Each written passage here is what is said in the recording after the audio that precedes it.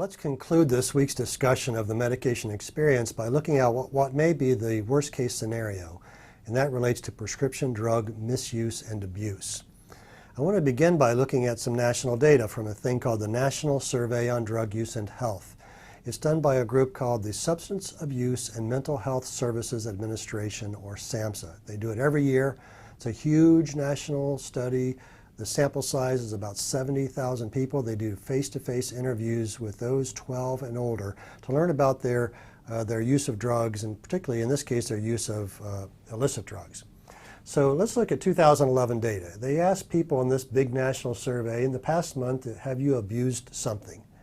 And we look here, we see that overall, all illicit drugs, all these things combined, 22.5 million people in the last month had abused something. The biggest culprit here is marijuana. 18.1 million had abused marijuana in the last month. The next biggest one we see there they call psychotherapeutics. 6.1 million people had abused a psychotherapeutic in the last month. We're going to define these more in a minute, but these are prescription drugs, and we will define exactly what that means. Then we see cocaine, hallucinogens, inhalants, heroin, and we see lower percentages. In fact, the abuse of these prescription drugs exceeds the abuse of all of these illegal street drugs combined by a figure of about 2. Then, by the way, these are the drugs we're concerned about. We're concerned about pain medications, things like OxyContin and Vicodin. We're concerned about sedatives and tranquilizers, things like Xanax and Valium, and we're concerned about stimulants, drugs like Ritalin and Adderall. These are the 3 specific drug categories that's involved in that big national study. The other thing they asked people is in 2011, in the last year, if you abused something for the first time, what was it?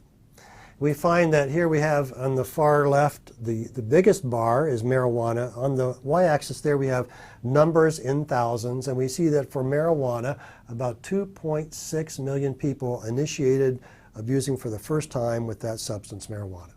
The next biggest one are pain relievers, and we see that it's about 1.9 million people. But then if we look at those red arrows, we find all the prescription drugs. We have pain relievers, we have tranquilizers, we have stimulants, we have sedatives. If we add all of those together, we find that in 2011, over 3.9 million people abused one of those substances for the first time, by far and away bigger than any other substance of abuse. Why is that? We're going to talk a little bit about some of these reasons. And I'm going to point out this book to you. We put it on your list of books that you might want to read if you want to learn more. It's called Generation RX by Greg Kritzer.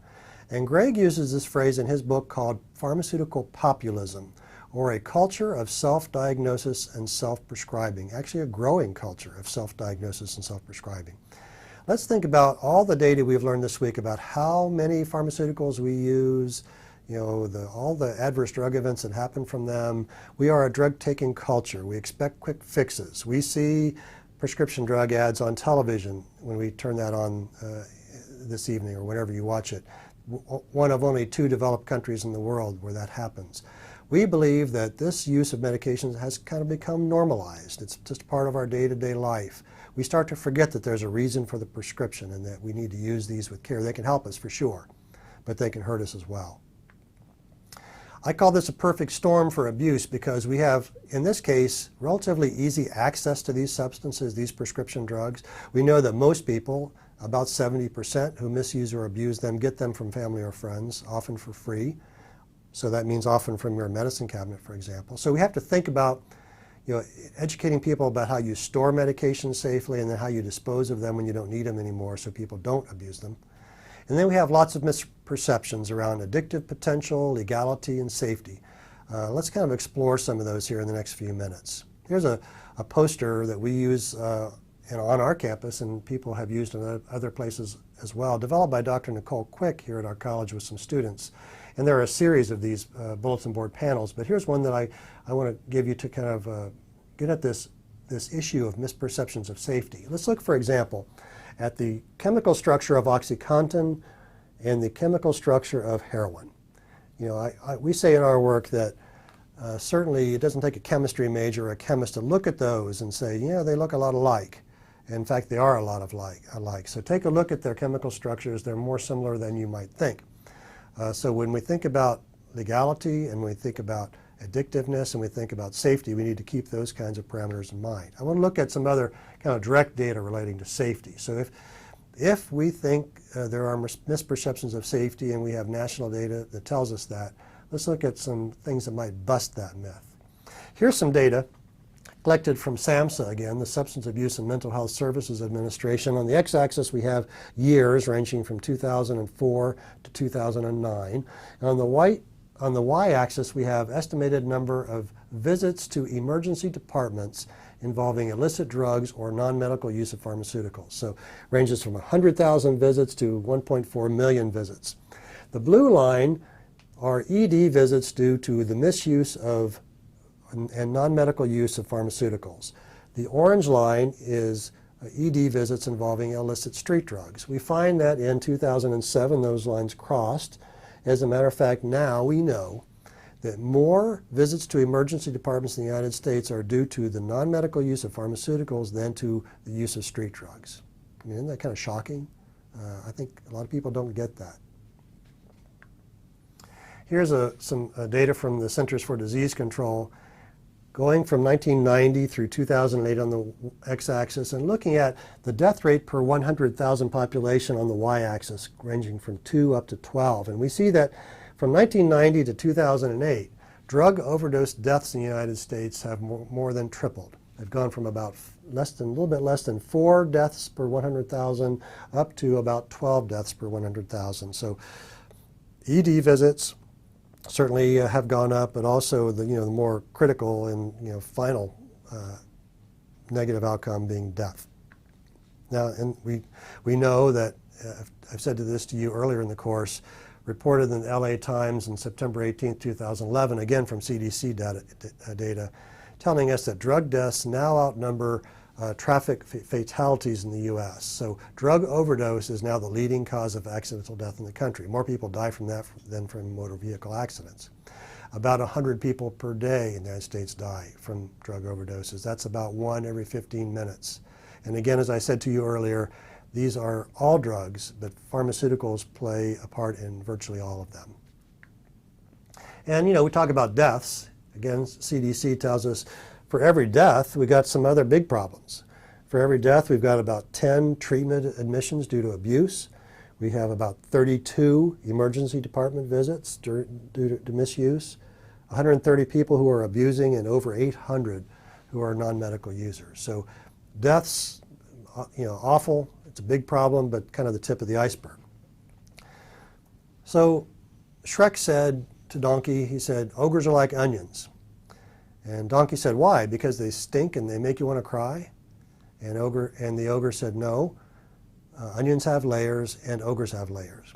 Well, we contend that this ogre of prescription drug abuse and misuse and addiction has many layers to it. And obviously, we need to think about law enforcement and regulatory changes to help correct that problem, how we prescribe and how we dispense. Addiction treatment's a big issue, how we help people in recovery, and drug disposal, all these big things. They're all layers of this onion. I am of a contention that education is at the core of that onion, and we need to really do a better job of educating our patients, our family, our friends, and our communities about this issue.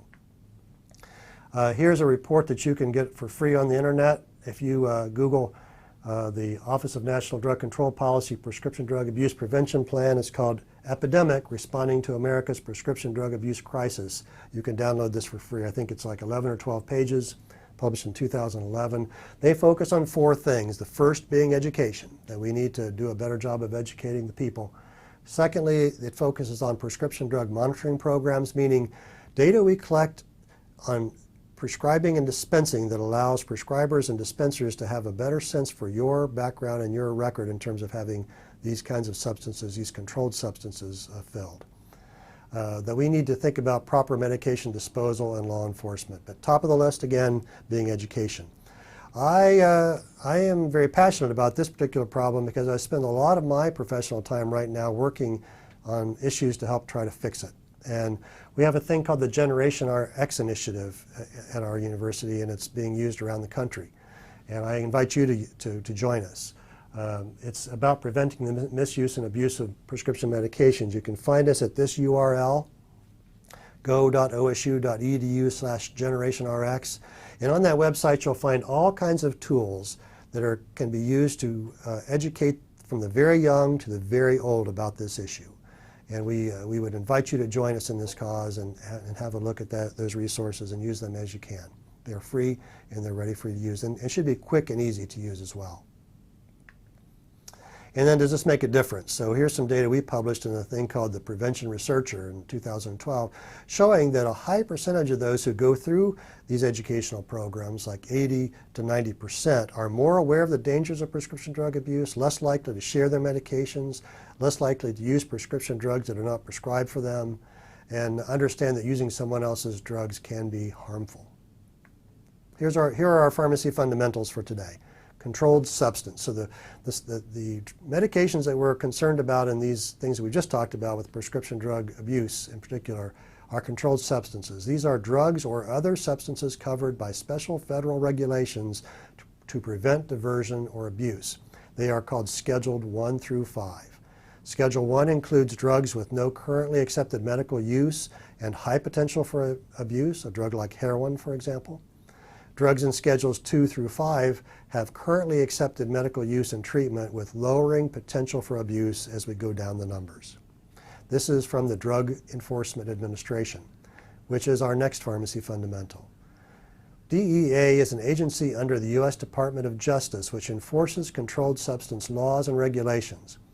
DEA also supports programs to reduce the availability of illicit controlled substances on the domestic and international markets. You can learn more about DEA and controlled substances at justice.gov/DEA. And then finally, here's our forum question for this week. What ideas do you have for preventing the misuse and abuse of prescription medications? I really would love to hear from you about this one. Thanks for being with us, and next week we'll explore a new topic.